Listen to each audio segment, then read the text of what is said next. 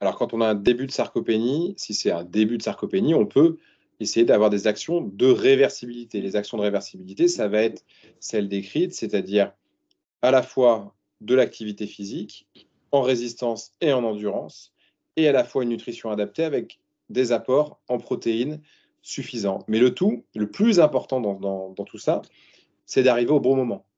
C'est-à-dire qu'il faut essayer de dépister les gens le plus tôt possible pour que tout ça, ça soit réversible. Si on arrive trop tard, quand les gens en fait, ont une masse musculaire qui est trop diminuée, qu'ils ont perdu beaucoup d'autonomie et qu'ils se retrouvent en institution avec une perte d'autonomie majeure, je ne dis pas qu'il faut jamais rien faire. Il faut toujours avoir une qualité de leur nutrition, il faut promouvoir l'activité physique, etc. Mais ça sera plus dur d'avoir une action de réversibilité en disant eh ben, ils se lèvent de leur fauteuil ou ils lâchent leur déambulateur ou ils lâchent leur canne que si on a eu la démarche très tôt, au moment où en fait on a vu que la vitesse de marche était un peu ralentie, que quand ils se levaient d'une chaise c'était un peu plus difficile, etc., etc. Plus on va prendre les choses précocement, plus on aura de chances qu'elles soient réversibles.